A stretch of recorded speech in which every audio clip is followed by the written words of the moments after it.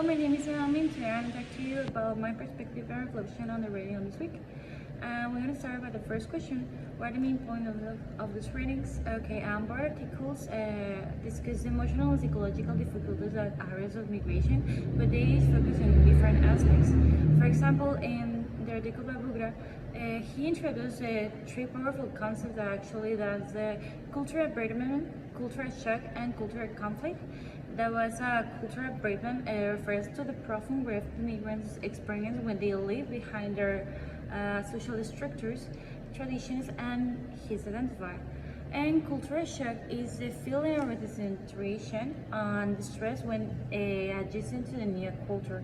And for the last one, as the cultural conflict refers to the tension between the one's origin values and the values of the host society there are, or even between the generation of the migrants. An article by Reese, on the other hand, explores how acculturative stress develops the through to sustain the contact with the dominant culture, especially when the migrants feel the pressure to abandon their own culture to fit in. And they outlined how this stress can lead to increased mental health problems like depression, anxiety, and substance abuse, and even suicidal behavior. And interestingly, Reese emphasizes stress begins even before migration and this pre-contact phase and continues across the multiple phases of the acculturation journey. And together, these readings paint in detail a picture of the emotional cause of the migration and how these psychological borders are shaped by individual identified structural inequalities and the social context of the host community. Continuing the second question, was anything unclear or confusing to you and why? One thing I found conceptually challenging was how they clearly distinguish between the cultural environment and depression, and especially in Bugra article explained that many migrants exhibit the signs of like sadness, insomnia, and withdrawal, and which are also clinical symptoms of depression. And however, these feelings can be normal parts of the cultural engraving. This makes the diagnosis very difficult in clinical practices. And how do we avoid overall pathologizing what is essentially to the cultural and emotional adjustment process? And another ambiguity I noticed is in the article by Reese, and in this one about the timeline of the stress, and while the product of the usual framework outlining different phases of the pre-contact conflict crisis adaptation, and it was always clear how long each phase of this lasts, or whether migrants can move back and forth between them. And I also wonder how personality traits such as resilience or optimism and interacted with these phases. And a question I have is how do they speed up the process of adaptation or structural conditions more decisive? And lastly, I'm still trying to fully understand how cultural identify can both protect and harm. And for instance, in the article varies describes how strong the ethnic identify can be a buffer but also a barrier to integration to the host society. And that dual role is complex and may reflect on the importance of the flexible, culturally insensitive approaches. Okay, with the third question, what was new to you and did it change how you think or about or perceive the things? And I had heard of cultural shock, and before big cultural, Berman was a completely new term to me.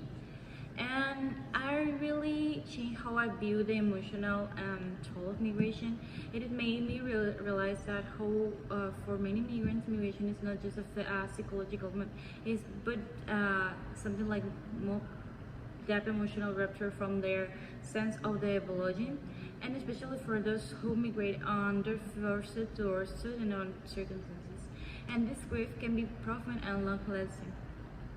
Also, in Bree's description of a cultural stress leading to increased risk of suicide or substance abuse, this opened my eyes, especially living in the community I live, and we have this type of problem with substance abuse to control it. And this comparison between suicide rates of migrations and non-migrants in different generations showing how the mental health outcomes can worsen over the time. And not only just the prep is more like that. That was shocking and disturbing me. And as actually a student and this type of healthcare, I now understand that treating a migrant patient involves more than only the language translation or cultural competence checklist, or even just talking Spanish or talking English or whatever.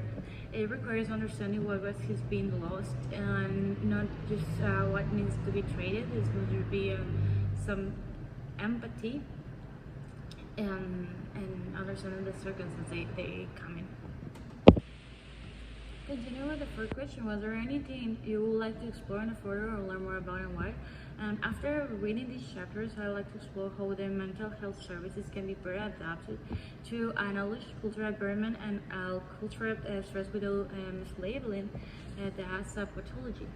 And are the community-based programs or culturally responsive to the therapies that specifically that incorporate the traditional cultural practices or healing methods alongside the Western therapy? And I'm also interested in understanding how different generations can feel with immigrant families experience the cultural conflict differently, and how this can be affected identified. And for example, do the children who grow up in these houses experience a greater psychological conflict with their parents or their parents? And how might learn the traditional values? If so, how can family-based therapy will be used to help that bridge this type of gaps? And finally, I like to learn more about how we can train this health problem like a professionals to recognize when symptoms stem from cultural grief rather than mental illness. And because this distinction seems crucial for ethical and effective care, and this is something important point that you need to set and control like when you're a professional. Okay, continue with the last question. Give at least one specific example of an aspect or experience in your personal professional life that relates to the main topic. I can say during a clinical observation and experience I have in a clinic that are actually far away from the city, more like a rural clinic. I remember a little patient, actually I don't remember exactly where he comes, where he talks music, I think, and who had recently immigrated to Baja California from, I don't know, south of the country, and his mother expressed a deep concern about his sadness and withdrawal. Actually,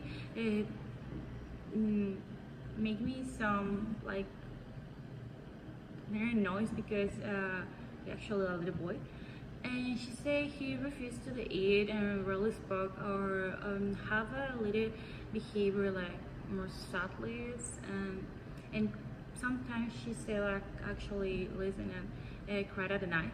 And initially I attending the physician trial, it was simply more than depression, but after speaking with the family in a more deep way, I became clear what this boy had recently left his village, his school, his friends, and a lot of extended family behind it. And he was grieving, not mentally though. And I understand that the distinction was critical, and the physician worked with a local cultural relation to reframe the problem as to just supporting community involvement rather than the medications alone.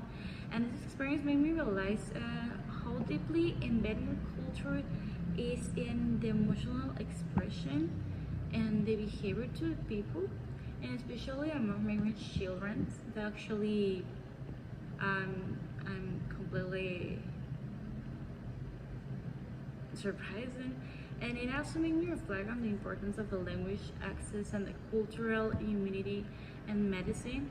And if we have not understand the family background or the story they have migrant, we might have misdiagnosed as a patient or prescribe inappropriate treatment for someone only maybe needs some a talk with somebody, have some empathy with him.